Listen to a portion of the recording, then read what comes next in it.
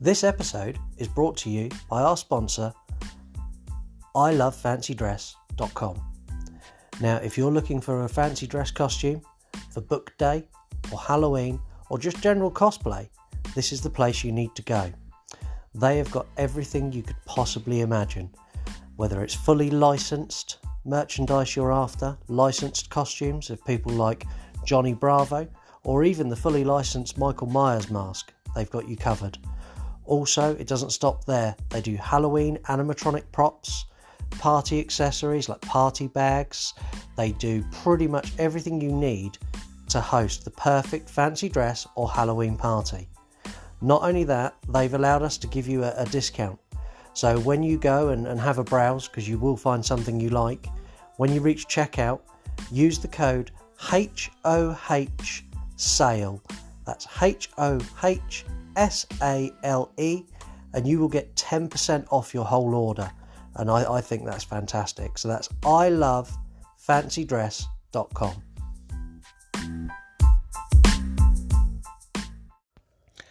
Hello, and welcome to the Home of Halloween horror movie review podcast. My name's Scott, and I'll be your host as I review the movies chosen by you. Head over to our Instagram at Home of Halloween and you can get involved in our polls. Every week we put up a poll where there's 8 movies for you to vote between, and the winner gets reviewed on the next episode. The music you're now listening to is provided to us by Madman Audio, the most talented, gifted musician ever. He's an incredible guy. Head over to Instagram again and give him a follow at madman_audio. Support what he does because he supports us and he's a great guy, and yeah, thank you very much. Also, if you want to get involved in the show and you'd like to send us a message that we could play on the air, you can do that, and we'll play what you want to say. All you need to do is go to anchor.fm/Home of Halloween. Now, when you get on the page, there's a little box there that says message. Click on that, record us an audio clip, whatever you want it to be. You can plug your Instagram account. You can ask for us to review a movie. You can do an impression.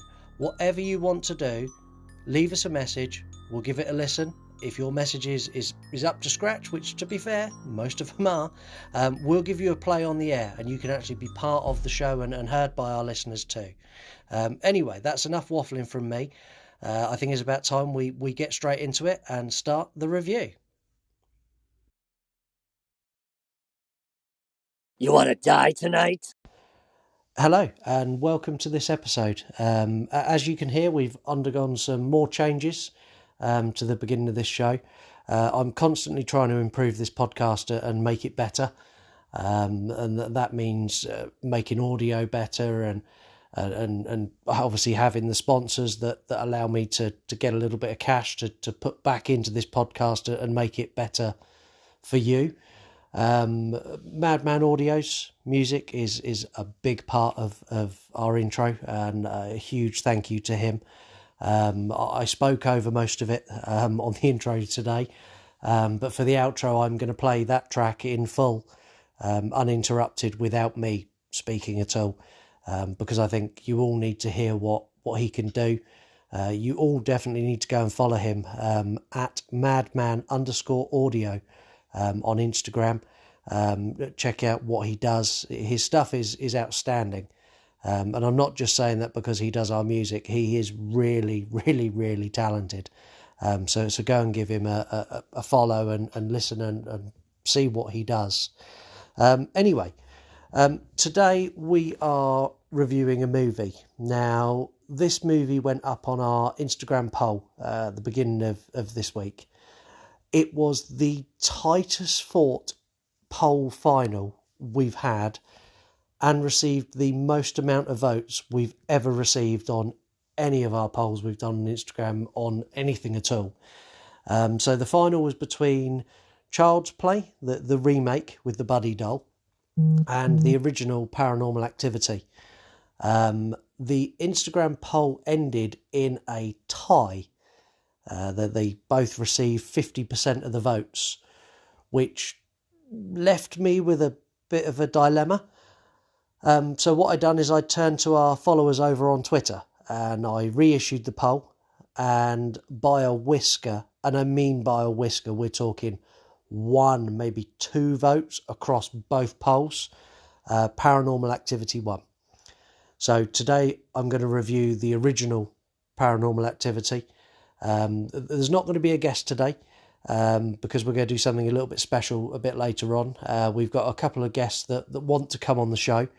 So what I'm going to do is I'm going to tell you a little bit about each of those guests. And then from there, not only next week will you be voting on the movie that me and the guest are going to review, but you'll also be voting on the guest that comes on the show. So again, as I've said, I want you to have control. This is as much your podcast as it is mine. So today I'm reviewing Paranormal Activity. If you've listened to our show before, you know that I tend to not do deep dives and go really in depth to films. And what I do is I give an overview of the film.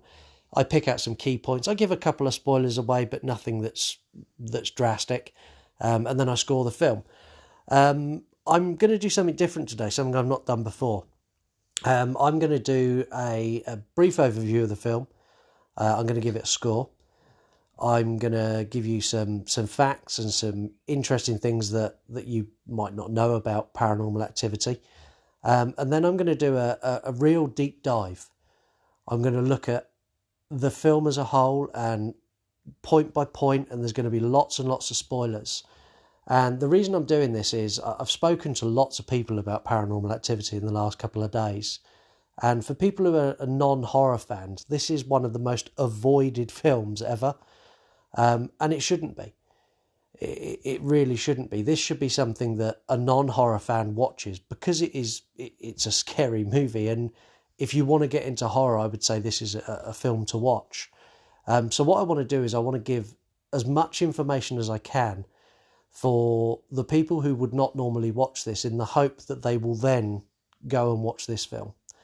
And for the rest of you, this film came out in 2007. So if you're listening to a horror movie review podcast and you like horror movies, I would like to think that you've seen this. So any spoilers I'm giving you is not really giving anything away. So I think the best thing we can do to start with is if I play you the trailer.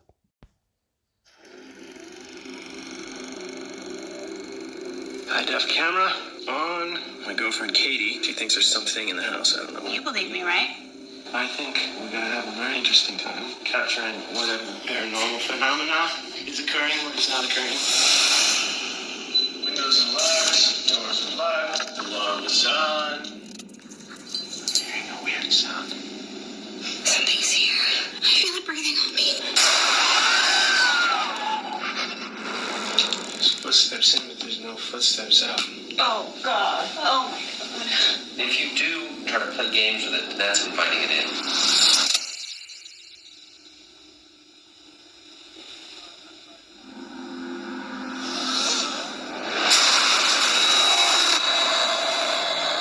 Jeez, looks like something big here. It's not the house. It's me. You cannot run from this. It will follow you. I'm in control. You're not in control.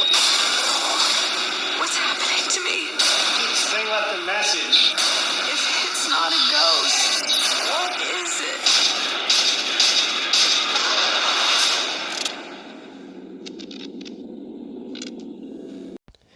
So that was the trailer for Paranormal Activity. Now the trailer for this film is actually video of people in the test screenings for the film. So originally this was not going to get a cinematic release. It done well at a couple of film festivals as a small movie.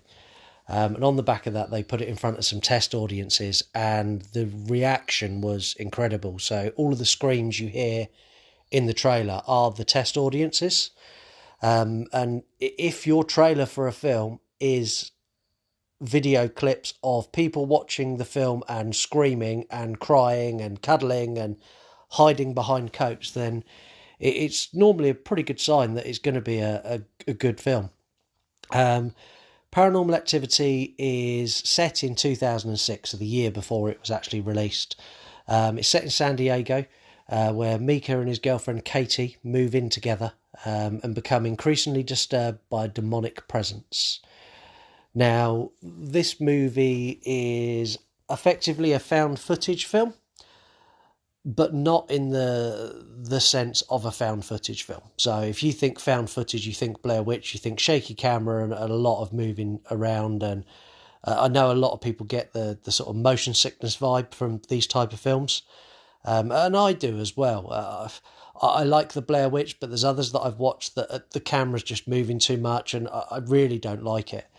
Paranormal Activity does have some of that, but for the most part, it's a camera fixed on a tripod recording stuff, which makes it very easy for someone who's not watched a found footage for this to be their gateway, almost like their gateway drug into found footage. A little bit like weed leads onto other things.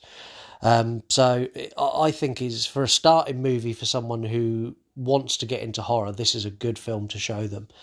The budget for this movie was $15,000.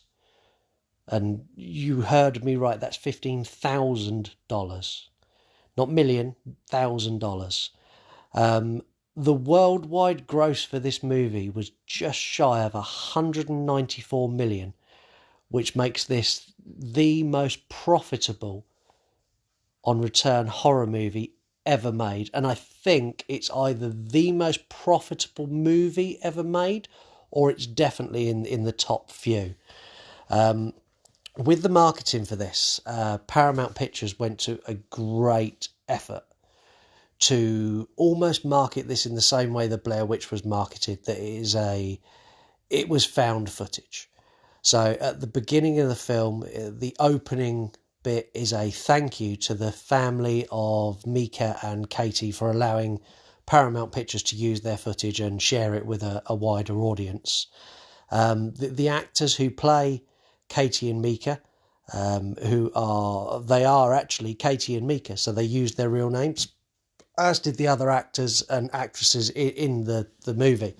And that just added to, when they were marketing this, if people went to Nosy online and they looked, it would appear on the surface to be scraping the area of possibly true, which is exactly what they wanted it to be. So the movie starts with, in fact, before I get into how the movie starts, let me give it a score. So I'm going to score this movie an 8 out of 10. For a found footage movie, it is in the very, very, very top category. This is almost as good as it gets. It's not a perfect horror movie. Some of the later Paranormal Activities I personally think are better. I've got a real fond spot for Paranormal Activity 2 and 3. And then from there on out, it just gets ridiculous. And I think the last one was called the Ghost Dimension, which was absolutely dire. And I really hope I never have to review that, because I can do it now in a second. Bad plot, bad story, 0 out of 10. It was terrible. But anyway, back to this movie. This movie starts with Katie and Mika. Katie pulling up at the house and Mika greeting her with a video camera he's bought. Now, they do a really good job of explaining why he's gone and bought a camera. So they go straight into discussing how they've had some strange occurrences and some things that are a little bit weird. So he's bought a camera to try and capture these strange occurrences. They don't go into detail of what it is, but he's bought a camera to video it and to try and capture whatever it is. So this is like a low budget home DIY version of Ghost Adventurers. That's basically what this is, and this came out before the Ghost Adventurers and all those other programs that we all watch and binge now. This was prior to them. So when you used to get like footage of ghosts, it was always on a dodgy camera that with the footage was 20 years old, and now we've got Ghost Adventure. But anyway, I'm getting off topic. But so he buys the camera, and the film's set up in such a way that it is broken down into nights. So it starts with night 1, So night one gives us a taste of what they've been experiencing, the reason that he's gone and bought the camera. So he sets the camera up in the bedroom, and it shines to, you catch the bed on the right hand side, and then you get the door that shoots straight down the hallway. So out of their bedroom door, down the hallway, and you can see the other doors at the bottom. He doesn't get a good shot, so he goes and switches the light on down the other end of the hallway, so you can see the whole hallway. So it's a good quality camera, and you can see a lot. So what we get is there's nothing, and you see the camera moving at high speed, and then it gets to about 3 o'clock in the morning, or 2:40, I think it is, and then you hear some footsteps on the stairs. Nothing too drastic, just someone walking up the stairs, and then it fades to black and fades up the next day, where Katie finds her keys in the middle of the floor, downstairs, and her boyfriend Mika makes a joke going, "Oh no, the demonic force has come and I don't know, I think he says the ghost force has come and thrown your keys on the floor in a hope to ruin your life." And it's kind of a little bit of a joke to him. So the dynamic of the couple is pretty good. So they're quite a happy-go-lucky couple.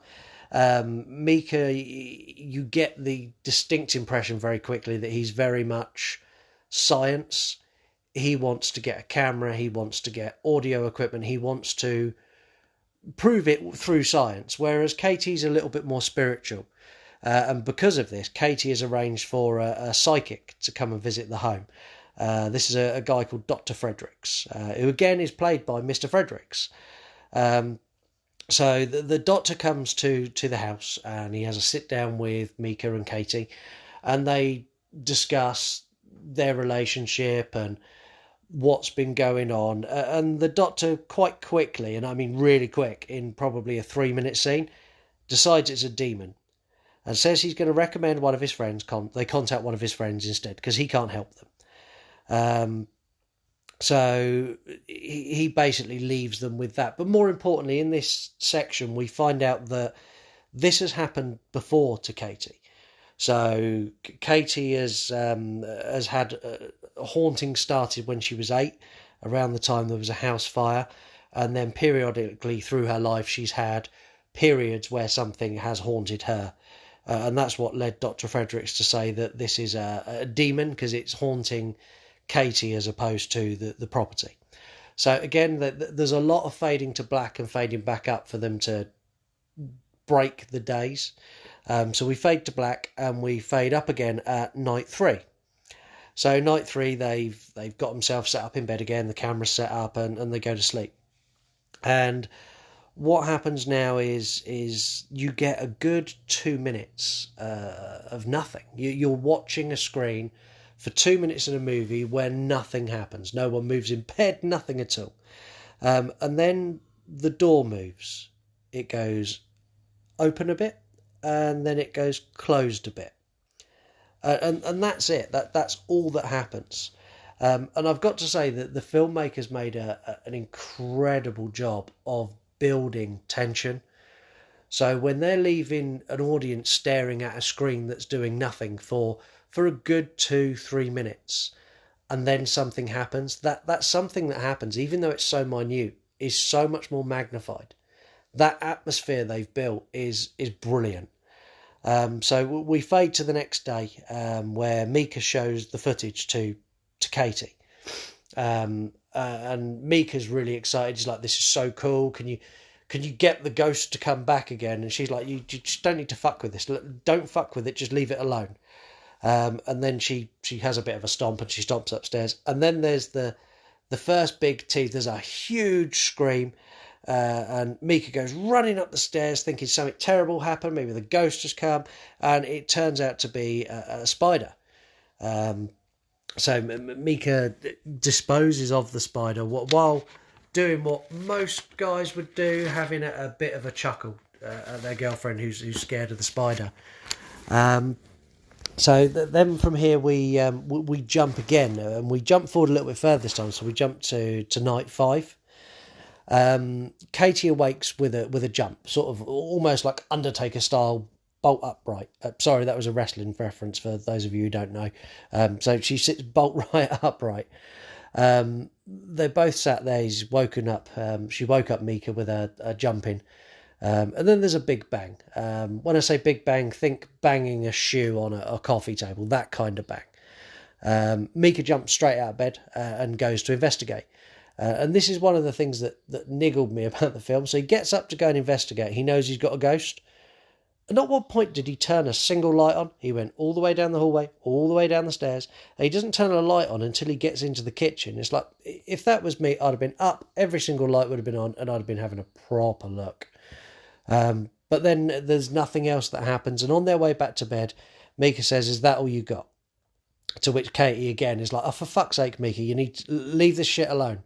You cannot mess with this. It's really, really, really dangerous. Just don't fuck with it." So they go to bed. The next day, Mika plays some audio that he caught. And it was almost like a raspy breath that he caught. And he says to Katie and her friend Amber, her friend Amber's come round and they're sat making something out of beads. I'll be honest, I don't know what the fuck they were doing, but they had loads of beads out and they were sat there talking, and he gets both of them to come and listen to the audio. And he says that this thing's trying to communicate with us. I think we need to communicate back, and I think I need to go and buy a Ouija board. To which they're both like, "No, you need to not mess with that. You don't want a Ouija board. You do not want to be talking to this. You just do not get any more ideas in your head." An interesting fact. So when they were making the film, they couldn't find a Ouija board. And the story goes, I don't know how accurate it is, but the story goes that the director went out to Costco to go and get pizzas for the cast for that evening. And he actually found a Ouija board in Costco. So the Ouija board that you see in the movie is from Costco. But we'll get onto that and the Ouija board in a little bit. Before we do, I'm going to give you another message from one of our sponsors.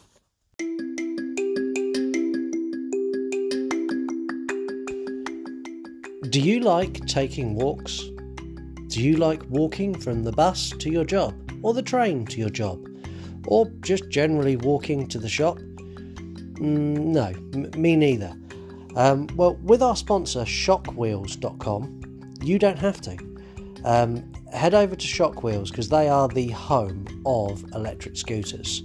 They've got everything to fit everyone's budget, from the tippity top range. You're going to be jumping off curbs and all sorts, down to something that's more affordable. And these things are so fast. I've had a look at a couple of the videos online, and these things move. I mean, they really, really move. So you definitely want one of these because it saves your legs. And if you're like me and you're getting a bit of a dad bod and a bit of a belly now, saving legs and saving walking is very important. So head over to shockwheels.com. That's wheels with a Z, not with an S. Shockwheels.com. When you get to checkout, enter code HOH SALE. That's HOHSALE, and you'll receive £25 off your order, which I think is a pretty good deal. So yeah, get over there and do it. I'd like to say a big thanks to both of our sponsors, to ilovefancydress.com and shockwheels.com. I know that some of you may not like listening to the ads, and there's going to be a chunk of you who will go and have a browse and hopefully buy something. I just want to remind you all that the money we get from any money we get from the sponsors all goes back into this podcast. And it's the working with them that allows us to make this better for you. So a huge thank you to them, and a thank you to any of our listeners who go and support them. So thank you very much. Anyway, back to the review. So we take a big jump from the point where they're discussing getting a Ouija board, and Mika basically gets told to fuck off. And we jump to night 13. I don't know what happened night 6 to 12, but we jump to night 13. So night 13, there's a small bang, very similar to the bang there was before. Think a a shoe falling on the floor, but in the hallway where the camera's pointing, which wakes them both up. They sit there again. They've done such a good job. They build this tension, so that there's a good minute where they're sat sort of almost like huddled in the bed, like listening and waiting for something to happen. And then there is the most god-awful, multiple-voice, demonic scream. And a giant bang that I can only describe like if someone picked up a really, really heavy coffee table, lifted it to the height of the ceiling, and then threw it down on a wooden floor. That's the sound of this bang. And fair play to Mika, because he's braver than me. He jumped straight up and went to investigate. And this time, he used his brain and he switched all the lights on. Basically, that they go down and they have a look, and they can't see anything. There's nothing going on. The only thing that's happened is nothing's moved, but the light in the middle of the room is swinging left and right. And it ends there, and they both go basically off to bed. The following day, we cut to a clip of Mika walking around with a microphone, and he's asking questions. Go back to thinking Ghost Adventurers or Ghost Hunters or something like that. This is the low budget movie version of Zach Bagans. So he's walking around with a microphone. He's asking lots of different questions like, "What do you want?" And he's like, then he goes, "Would it be easier if I communicated with the board?" And he's like, "What's your favourite colour? Are you an arsehole?" All these kind of things. I think he's trying to make a bit of a joke of it, but he's doing an EVP session. For those of you who don't watch Ghost Adventures or anything like that, EVP is electronic voice phenomenon. So that's something that you would hear on a recorder, but you wouldn't hear it with your own ears. So he goes then and he's playing this audio back, and he gets nothing to any question apart from when he says, "Would it be easier with the Ouija board?" And he gets kind of this like almost like a dog growl, and Mika takes that was a yes. So that was a yes. We then fade to black, and we jump forward another couple of nights, and we go to night 15. Now, this scene is particularly freaky for me. One of my children sleepwalked, and it's a very they scared the shit out of me when they used to do it. They're thankfully he's a lot older now and he doesn't do it, but my God, it was scary. So you've got the camera pointing at the bed and down the hall as it is every night. Katie wakes up. She gets out of bed. She turns as if she's going to walk down the hallway, and then she does a spin and she stops and she stares at the bed with her hands at her side, staring at Mika. And they fast forward the timer, so you can see the timer for the camcorder or the video camera in the bottom right hand corner, and this whizzes forward because they don't want you to watch it the whole length. And she stands there for over 2 hours. She then turns and walks out of the bedroom. The next thing you see is Mika's up and he's got the camera and he's looking for Katie, and he's shouting Katie, and he's a bit distressed and a bit worried, and he finds her in the garden. So she sat in the garden, and he's like, "You're freezing cold, what are you doing?" And she's a bit spaced out and kind of not with it. She's like, "I'm okay, leave me alone, leave me alone." He's like, "You're fucking mental, it's freezing cold, I'm going to go and get you a blanket."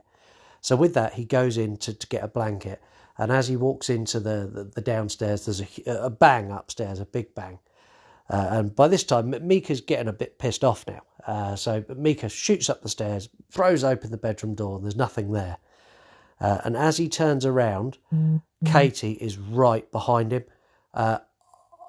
I'm not afraid to admit it, this made me jump. I genuinely jumped. And I've seen this film multiple times. And that scene still, they build it so well. You're kind of all with him going, "Yeah, you go get that fucking demon. You kick him out." And then he spins around and Katie's there. And my son used to do this to me when he used to sleepwalk. You'd venture into the bathroom and you'd turn around and be stood in the hallway looking at you. Oh, it's fucking scary. But it brought all that back, and that scene still now makes me jump, and it makes me jump a lot. So They go back upstairs. You don't see them go to bed, but we assume they do, because the next footage is Mika showing the footage of that night to Katie. And she doesn't remember anything. Nothing at all. She's like, no, that never happened. I don't remember any of that. So we then jump forward. It doesn't say how far we jump forward, but we jump forward a little bit. I'm guessing a couple of days or maybe a week. In fact, no, it's a day, because I'll get onto it in a minute, but it's a day. We jump forward a day, and they're going out for a night out. And while Katie's getting ready, Mika's got the camera set up in the front room, and he's sat at the table, and he pulls out a Ouija board. This is the Ouija board that comes from Costco, and he puts it on. He puts the planchette on it, and he calls Katie. He's like, "Oh, Katie, I want to show you something." And Katie reacts how I imagine Lisa would react if I was to do this. Katie loses her shit. I mean, really, she's like, "That's it. The fucking camera's gone. The Ouija board's gone. And if you don't stop this shit, you're gone too." She really blows her stack. So they go out in this sort of heated row, and he conveniently leaves the camera recording the Ouija board on the table. So the planchette on the Ouija board moves a couple of times, left and forward and up and down. And then the board ignites. It just catches fire. Little fire just on the board, not on anything else, and then it goes out. So when they come back, they see that the Ouija board's been on fire, and Katie loses her shit again, even more, because now she's... If anyone's got a wife or a partner or a boyfriend or whatever, and you all know that if you've had a mini row, I'll call them a mini row, like a little argument, and one of you's convinced you're right, and then something proves you're right, that row comes back, because you have to rehave the row to make your point that I fucking told you I was right, I knew I was right, you were wrong. And that's what happens, and it ends up in a huge row, which leads to her sleeping in the bedroom on her own, and Mika sleeping downstairs, and leads to probably one of my favourite bits of the movie that's not a scary bit. It's something that most guys in a relationship, or most guys I know in a relationship, have had to do this for one reason or another. So when I was writing my notes, I wrote it as leads to the pledge. So the pledge is basically Mika going, I will obey your rules, I will use the camera whenever you want, I'm not going to taunt this thing, I'm not going to piss it off. And somewhere in this, they've agreed that he can do one more test. So what his test is, he wants to get some baby powder, some talcum powder, and put it in the hallway where they keep hearing the footsteps, in the hope that he'll catch the footsteps. And Katie says, right, you can do this, but if it doesn't work, I'm calling the demonologist that we've been recommended tomorrow. So Mika's like, yeah, okay, that's fine, whatever you want, because he's still in this shit, I'm in the wrong. Yeah, that's fine, I agree to everything you say. Right now, whatever you say is 100% correct. Yep, you want me to go get you? Yep, no problem. So he puts his powder down, they go to bed, it fades to black, and it says night 17. So night 17, there's a low tone growl, and they both wake up. Then they hear footsteps that come down the hall and into the bedroom and then away again. So when they hear that they jump up. Well, no, Katie doesn't jump up. She sits in the bed. Mika gets up and he switches on the light. And you can see there is now footsteps from the powder into the bedroom that then do a turn and go back up the hallway. Now, when I say footsteps, it's not like my foot or your foot. These are... I couldn't work out... I tried watching it a couple of times. I rewound it a couple of times. I couldn't work out if they were three big toes, almost like a velociraptor foot, if you've seen Jurassic Park. That kind of setup. Or if it was four and one of them was just really stubby. But either way, they weren't human. So they've got these footsteps. So they follow them. They go down into a little side room. So they go down into the little side room on their landing, and the loft hatch is open. So Mika goes, get me a ladder. And Katie's like, no, you just don't need to fuck with it no more. You need to leave it alone. He's like, just get me a ladder. I'm not going to go up there. I just want to have a look with the camera. So they get a ladder and he puts the camera up and has a good look around. And there's nothing out of place, apart from he spots something in the insulation in the loft, in the attic, whatever you want to call it. And he passes the photo down to Katie. And the photo is a photo of Katie and her sister at their house that burnt down. And at this point, Katie is broken. She's like, there's no fucking way this could be here. There's no way this photo could even exist. It would have been destroyed in the fire. This is bullshit. That's it. I'm calling the demonologist. So the next morning, you see her on the phone and she's trying to get the demonologist and she can't get him. I can't remember if he's gone on holiday or whatever happens, he's not available. He's not free. So she decides to reach out to the doctor again, the psychiatrist. So she gets hold of him and says, look, can you please come and help us? And Dr. Fredericks does a good thing and says, yeah, no worries. And he comes over. So we jump now to night 18. So there's another bang. It's a louder bang this time, and they both wake up. The light that's turned on, I mentioned earlier, so Mika turned a light on at the very end of the hall so he could see the hallway on the camera. So after the bang, this light turns out. You then hear running footsteps towards the bedroom, and the door slams shut really fucking hard, and they both scream. And if you had seen this in the cinema, this had the best audio ever. So the whole movie's kind of this one level and it doesn't really change. And then when there's something that they want you to pay attention to, that bang is like bang, and it really, it's like, oh fuck. And if you're going to watch this movie at home, 100% watch it in surround sound, or watch it with a good quality sound bar, or even with headphones, because the sound in this movie just builds this ever-building feeling of dread in you, and every time there's a little bang or a knock, you're like, oh fuck, here it comes, here it comes, here it comes. And they also do really good fake-outs. They build this tension, and then like fuck all happens. You're like, oh right. But we'll get onto one of those in a minute. So after the door slam, Mika jumps up and he goes to grab the handle. She's like, no, don't touch the handle. And then there's a big bang on the door like someone's trying to thump it down. So Mika with that rips open the door, storms out, and does what I think is quite a common reaction to if you're threatened. There's a definite fight or flight. And Mika, the character in this, has 100% got fight.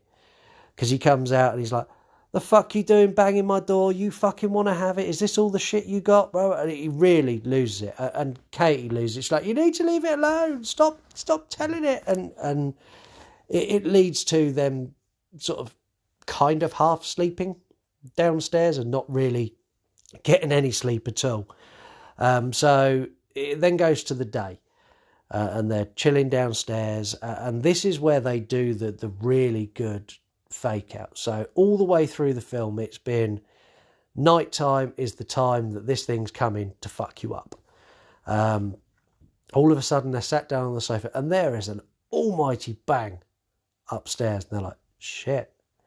So they go upstairs, and on the landing there's a photo of Mika and Katie that has now got what looks like a fist mark in the glass, and then behind the glass there's 3 scratches on Mika's face.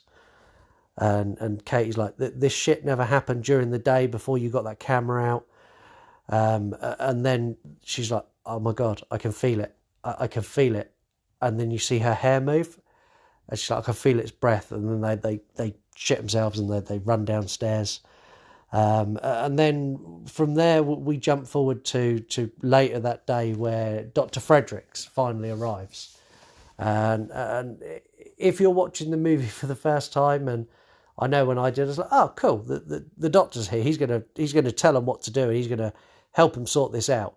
No, he turns up, he walks in, he goes, oh my God, I can't be here.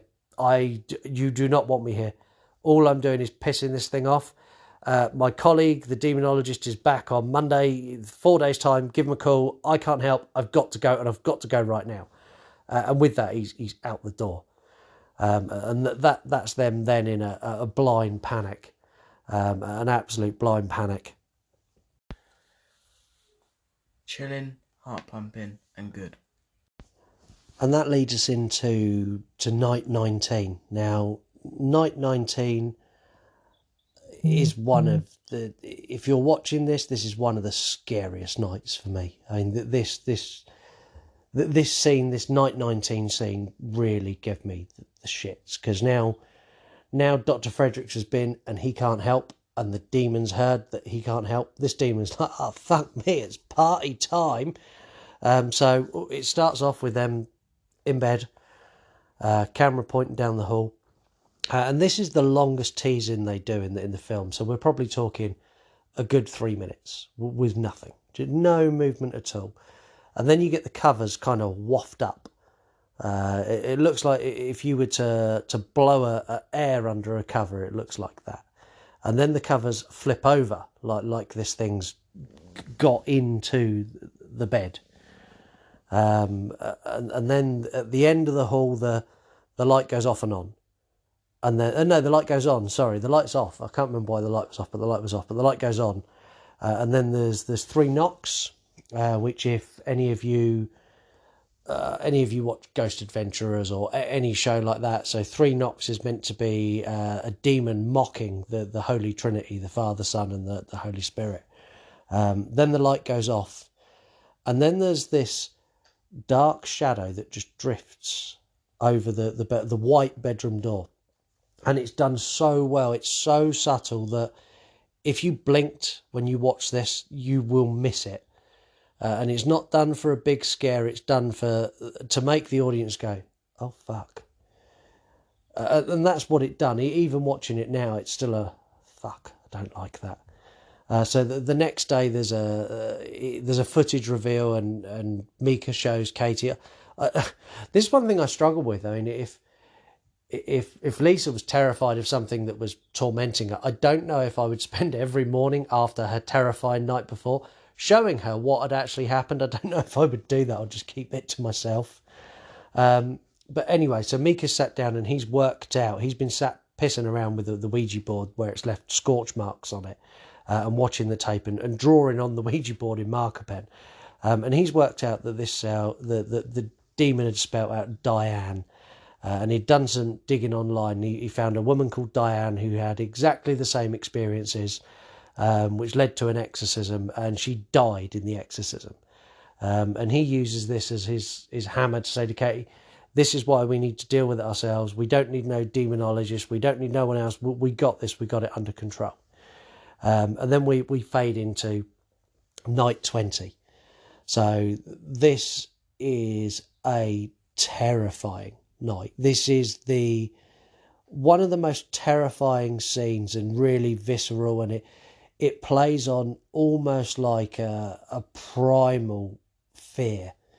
So you see a shadow on the door, and that's all it is. And there's a couple of seconds pause, and then you see what looks like Katie just kicking her leg out of bed, and then all of a sudden she's ripped from the bed by her leg and dragged all the way down the hallway, and she's screaming for someone to save her, and there's growls and bangs, and it's genuinely, it's like there's nothing else like this in the film up until this point. They do such a good job of slow building it, but when you get to night 20, you get the payoff, and it's like, oh my God, and drags down the hall, and Mika jumps up and runs to save her, and manages to drag her back to the bedroom, and they find that the following morning, there's kind of a bit where they don't really explain much here. It kind of fades to black, and then it comes to the next day where she's got what looks like a big bruise with teeth mark on her back, and from that they make the decision that they're going to leave. They leave the house. So Mika goes and sorts out all their stuff to leave, and then Katie makes the decision that she doesn't want to leave. This scene confused me a little bit. She was sat on the floor and she had a cut on her arm. At one point I thought she'd tried to slit her wrist, but I don't know if she did. I don't know if they went to... I think he may have said, let's go to the emergency room, but it's a really throwaway 3-second scene. If they did go to the emergency room, it was the quickest visit ever. Because it then jumps from her being on the floor to her being in bed, and she goes... I think it's better if we stay. Can we just stay? It's better if we stay. And Mika's like, what the fuck? Yeah, okay, fine, we'll stay. And then he walks out of the room, and you hear her say, It's better if we stay. But this time it's in dual voices. There's a deeper voice in with her feminine voice, and straight away you instantly know that's it. She's been bitten. She is now possessed. And this leads into the final night of the movie, which is night 21. So night 21, as Katie's done before, she wakes up and she goes to walk away from the bed, and then instead of standing one side of the bed this time, she walks all the way around the other side of the bed, and she stands and she stares at Mika. And as I said, I had a kid who'd done this, and it is fucking terrifying. So this for me is, it scares the shit out of me anyway, and this film does it even worse than my son used to. So she stands there and she stares at him, and the camera zooms forward again, and it's a good 2 hours she's been standing there. And then she walks back round the bed and out of the room. I don't know why the demon's got a thing about staring at Mika for a couple of hours, because he's a handsome guy, but he's not 2 hours handsome. But anyway, she goes downstairs, and then there's a pause. And they do these pauses so well, because they're such a long period of time, but it doesn't feel like it. I only realised how long they were because I watched it a couple of times, and I watched it back.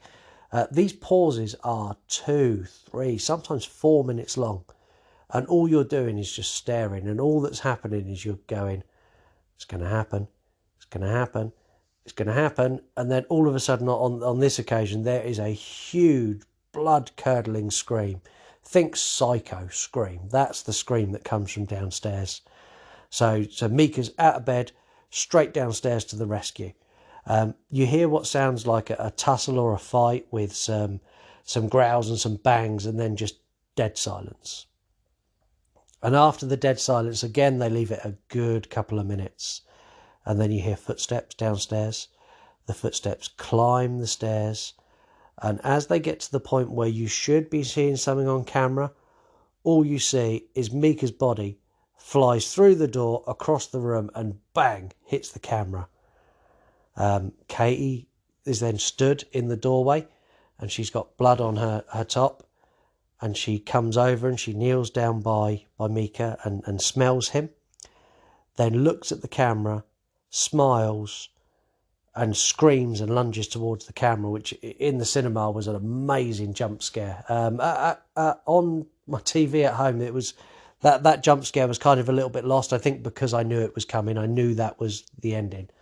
And then when they end, there's no ending music credits. It's just a bang, end, finished. It's you've been watching, and that's it, finished. It's done. And that is Paranormal Activity, start to finish. As much detail as I want to give you. I've still left some bits in there that I've not given you all the information. There's still some bits you'll learn when you watch the movie.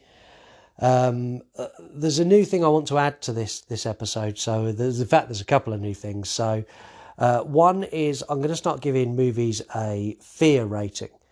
So I'm going to rate the fear out of 1 to 5. 1 being I'm watching a cartoon, it's really not scary. 5 being I'm hiding behind a pillow. I don't want to be anywhere near what I'm watching. Paranormal Activity gets a 4. First time watching, if you've not watched a horror movie, this will be a straight up 5. It gets a 4 because in a lot of horror movies, they try to keep that fear there all the time. In Paranormal Activity, they don't. It's all about the build. That they build and build and build and build, and then they hit you with it. And when they hit you with it, that 3 seconds instant is the heart races. And then you've got that, calm down period, and then they'll hit you with it again. So in the whole film, you're talking an hour and 40-minute film, I'd say you've probably got a good 10 minutes where you are really scared. And that's why it scores a 4. I'm going to give you some interesting facts on this, and there's loads. I mean, if you go and have a look at some of the behind-the-scenes stuff on this, it's incredible. So as I said, it was filmed for $15,000. It had a bigger marketing budget. I think it was $250,000, but even so, that's nothing in filmland. So the two actors, the actor and actresses, Mika and Katie, were originally paid $500. After the movie's great success, they went to renegotiate. They successfully renegotiated. I don't think Paramount could have argued the fact that they probably earned more than $500 each. As I said before, the Ouija board come from Costco. It was filmed in 10 days, which was really quick. But it was also filmed in the director's home. So the director done the filming of the whole thing is in his house. So there was lots of stories at the time that it was a really haunted house and they had lots of problems on set, and it's all bullshit. It was filmed in the director's house. He's got a happy house, and yeah, there was nothing untoward that happened. It was his home, and yeah, he was happy. Some other things in this is the camera that you see Mika carrying. That is actually the camera they shot the whole movie on. So the whole film was filmed on a home digital camera. It had a different ending to start with. This was given to Steven Spielberg to view before it got a wider release. In the original ending, when Katie goes downstairs, the original ending had Katie taking the camera downstairs and showing you just the downstairs, and then her screaming and Mika coming down. And then what the original scene was going to be was you seeing Katie bludgeon Mika to death with the camera from the camera's point of view.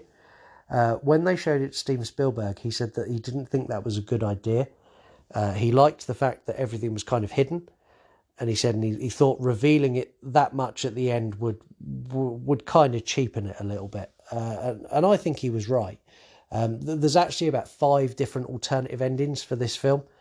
Lots have been released, and they're worth a watch. If you watch the movie and you really liked it, go and look at the alternative endings, because they're really, really good. One of the most interesting facts on this, beyond the fact it made more money than anyone could have ever foresaw, is it actually killed off the Saw franchise at the time. So Saw 4 and Paranormal Activity went to the box office at the same time.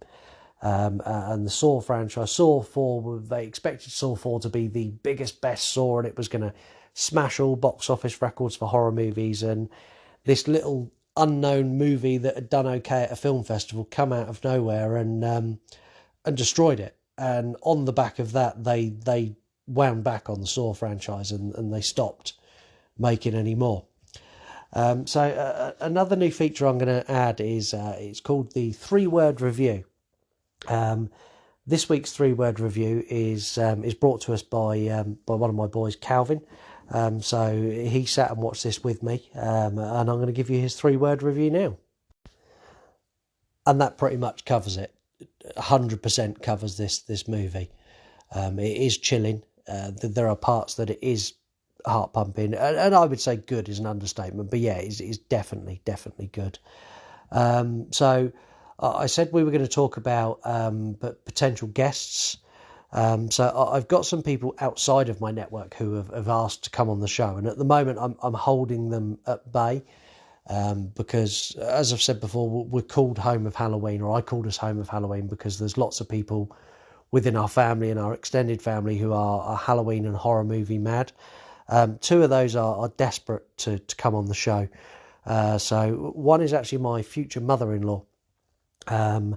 Now, she is a lady called Debs. She is terrified of horror movies. And when I say horror movies, I mean she's terrified of Gremlins. She does not do well with horror. She screams a lot. She genuinely doesn't like horror, so fuck knows why she wants to come on, but she does. And the other one who wants to come on is mine and Lisa's niece, a girl called Molly.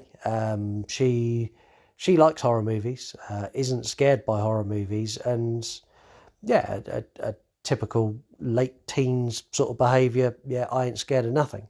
So next week we'll put both of those up on the poll. So Debs or Moles, and we'll let you vote on those and see who's going to be the guest for either the next episode or the episode after, depending on whether we can squeeze them in with their schedules for our recording.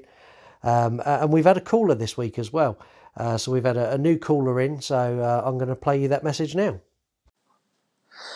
Hello, mate. Loving the podcast. I've got a film review request for you. It's called The Silencing, with matey from Game of Thrones in. There's no way I'm going to try and pronounce his name because his name is unbelievable. Don't know how to say it. But anyway, it's not strictly a horror film, but it's got some scary parts in, I suppose. So it might be up your street. Watched it the other day, and it's sort of already, I think, one of my favourite films. So I'll be interested to see what your take on it is. So that was a message from one of our listeners. That listener is actually called Tom. And I know Tom because Tom is, when he he sent his message to us on Anchor, he put his name in the message. Didn't say it in the message, but it was in there. So thank you very much, first of all, Tom, for listening.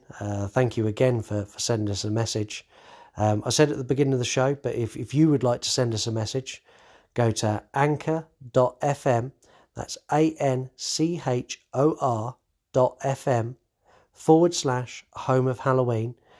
In the right hand corner, you'll see a little box that says message. Click on that, record us an audio clip, and the best ones will get a play on the air. And you could request a movie like Tom, or you could do an impression like Imitation Dave. You want to die tonight? And get a play on the air. So the movie Tom wants us to review is called The Silencing. The actor he was on about that he couldn't pronounce his name is Nikolai Coster-Waldau, who I'm sure all of you will know from a very famous series called Game of Thrones. He played the Kingslayer, Jaime Lannister. Incredible actor. I wouldn't mind giving that film a watch, even if we don't review it. I've not seen it, so it's definitely on. It's definitely now, after having a look at it today, on a list of movies I wanna have a look at. We're going to add it to the poll for you, Tom. So the poll's going to go out probably Wednesday next week. So right now we're on the 2nd of May. We're recording, so this will go out on the 3rd. Which means the poll for the movies will start on the 5th and finish at the end of the week, ready for us to review, to get another episode out for the following Monday, Tuesday. I say we're weekly, but we're kind of weekly based on how quick we can get them out. So it because we're not like other podcasts where we don't pre-choose what we're going to review. We don't record a huge backlog of movies to go through. I very much do it on the hop. So when the poll ends, I will watch the movie that has won the poll that night, and then the following day I will review and get it out. But we're definitely going to add that to the poll. So The Silencing is definitely in there. And anyone who wants to send us a message, please do, and you get a play on the air. As I've said before, the messages can be anything you want. So we've had impersonations. We've now had Tom request a movie. We had Dave request a movie, and Dave's movie won the poll. So the episode before this, we reviewed Predator, which won the review which won the poll after Dave suggested it. So I want to thank you for listening to this extended episode.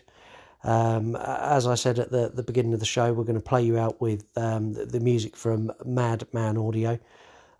Before I do that, I want to thank our sponsors again. So that's shockwheels.com and ilovefancydress.com. A huge thank you to Tom. A thank you to Madman Audio.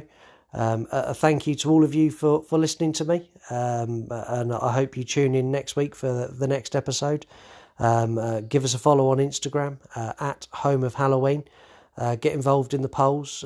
Choose a movie. Ring in. Really, this is your podcast. Get involved, because that's the bit that I enjoy the most is your interaction. So I look forward to speaking to you all next week. And here is Madman Audio.